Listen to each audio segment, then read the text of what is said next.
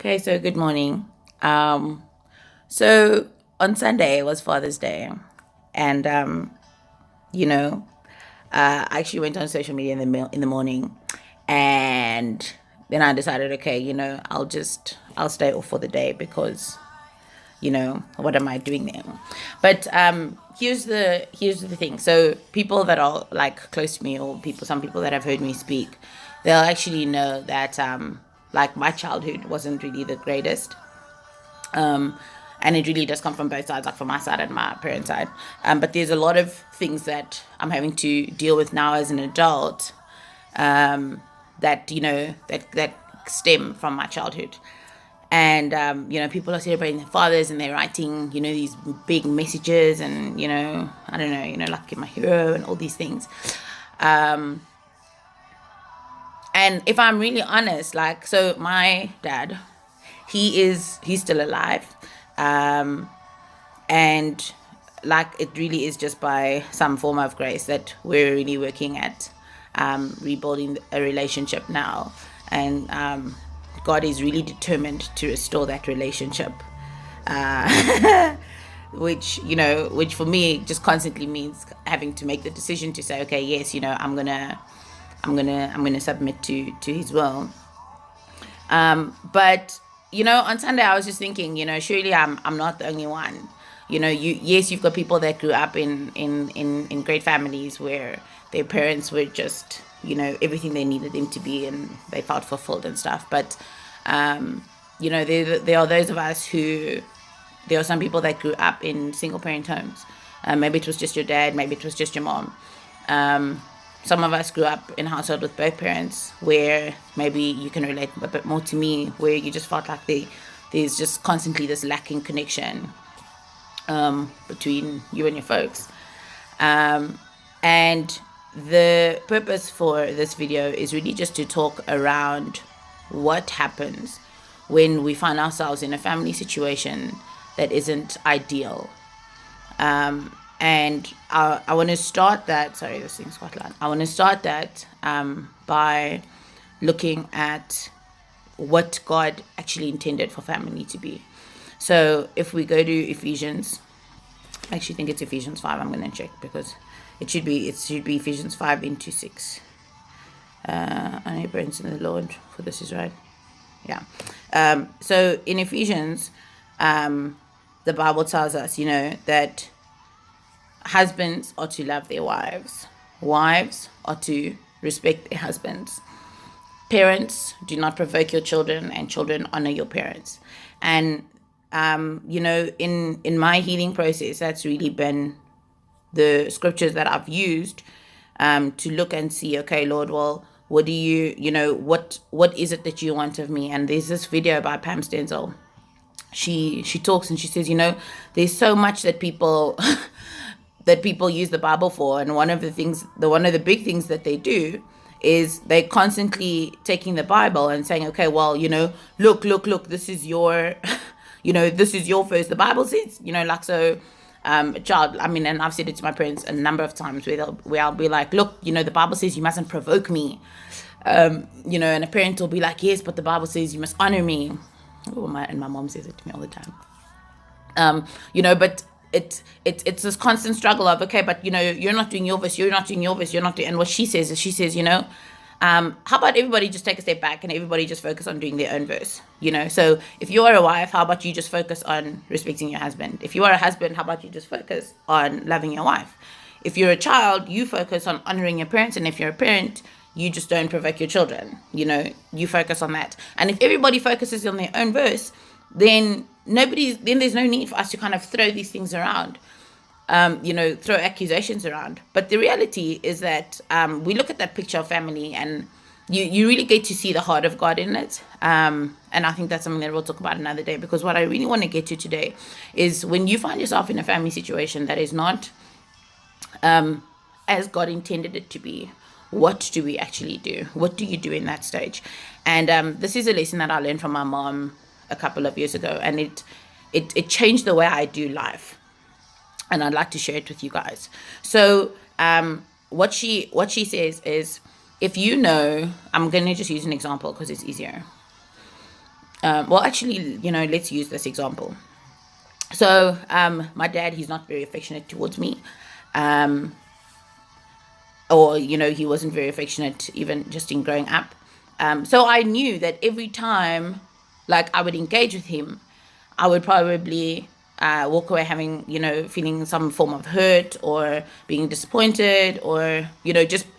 And sometimes it's not that he didn't perform, it was just that my expectations maybe were higher than what he thought I would have wanted to receive. And as a result, that left me hurt. And the lesson was this: if you know that when you're dealing with somebody, a certain thing is going to happen, or it's going to happen in the same way, then you have two choices in life. The first choice is to say, okay, well, most of the time when I engage with him, I know that he's going to hurt me. Okay. So every time I engage with him, I just walk away hurt. And every time I engage with him, I'm going to be moaning and I'm going to be sad and I'm going to be angry and, experience all these feelings. The second option is to understand or to accept that, okay, this is how a person is every time they engage with me. So let me accept the situation as it is, and then let me work to find a solution so that I am not constantly left feeling hurt or broken or whatever in that situation. And the example she used when she explained it to me is, if you, I'm sorry for the guys, but if you're a female who likes flowers and you're dating or you're married to somebody who doesn't like giving flowers or who doesn't understand the concept of giving flowers, every month you can either come home and want to moan about the fact that he just doesn't buy flowers, or you can just go and buy your own flowers, or you have to be okay with the fact that you have to tell him that, honey, now it's time, for you to be buying me flowers. Thank you very much. And then, he get the flowers for you and then you celebrate that. Now, in that situation, it doesn't mean, because, people surprise us every now and then, then he'll come home with flowers and you'll be like, oh my gosh. It doesn't mean you don't celebrate those moments. And in those moments, I think it's very important to reaffirm, if that's a word, just, to affirm those actions, to say, oh, thank you so much. I really appreciate the flowers. But those are the two choices that we're left with. And I think the second option really just leaves us happier in life, in the sense that if people show you, or if people constantly tell you something about themselves, and it doesn't really gel well with you, if you want that person to stay in your life, then figure out a way to keep them in your life without you constantly feeling sad or disappointed or angry or bitter or whatever you call it.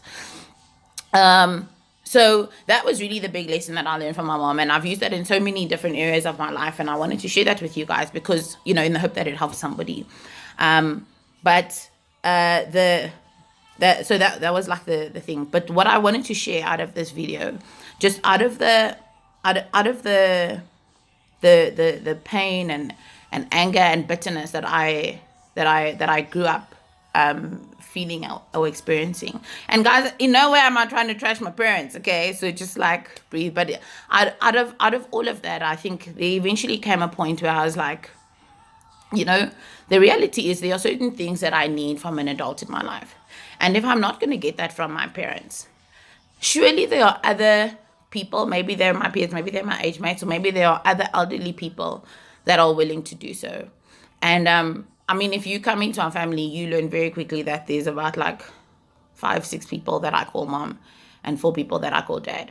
Because what happened then was I started building my own support structure. So I started I found people who were willing to give me certain elements, if I can say, of what I needed. And because they were willing, I decided, okay, well, I'm going to put myself in a position then to accept it. And that really made life great. Sorry. It really made life great because instead of being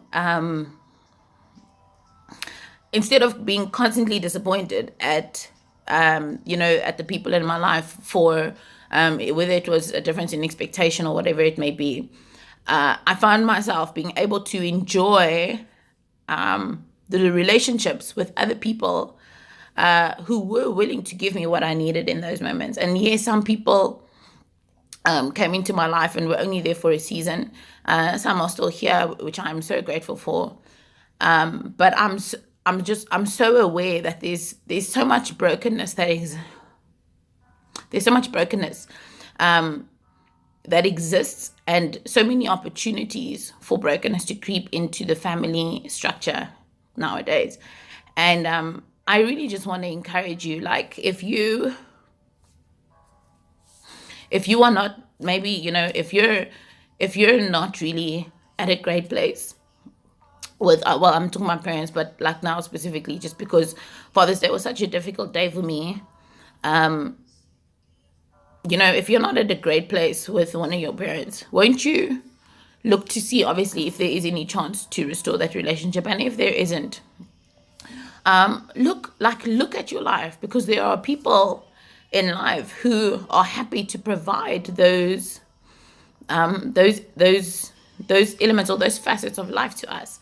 And I look at my life now, and I can find so much joy in it, because like my moms are not in competition with each other.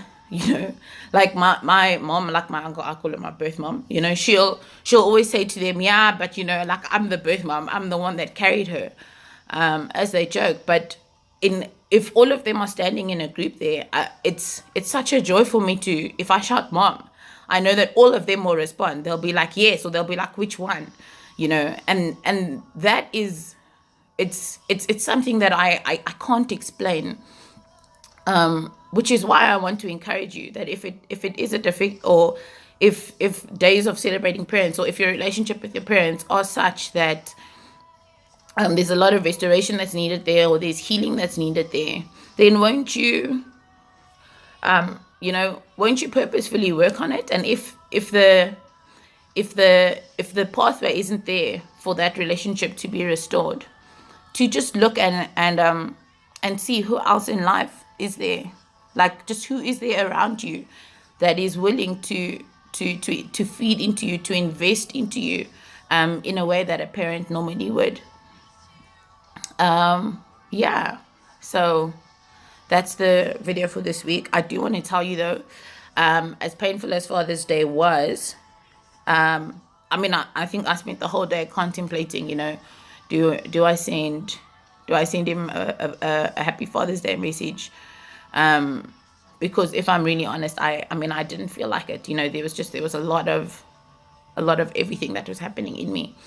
And eventually, towards the end of the day, Holy Spirit just said to me, Katie, like, is this really who you want to be? Which is from a teaching of Andy Stanley that I listened to. But so I ended up sending him a message. I did. The message said Happy Father's Day. I wish I had guts to type more. But I sent it, and I kind of forgot about it. And he replied. And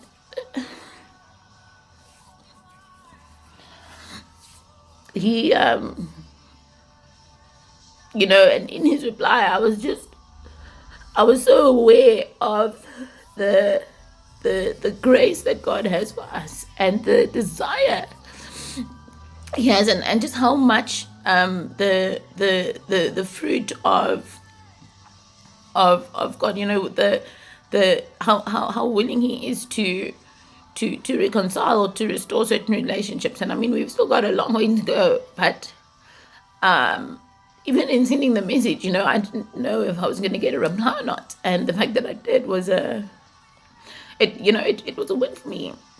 And we're learning now how to deal with that relationship, and how to what it's going to look like, and how we're going to engage. And I understand that not everybody's going to have that opportunity. So if you do, it's a teary one, but I encourage you to take the plunge. And if you don't, then I really hope that you're still able to find people to feed into you the way that you would have hoped your parents would have. Okay, cool. So, yeah.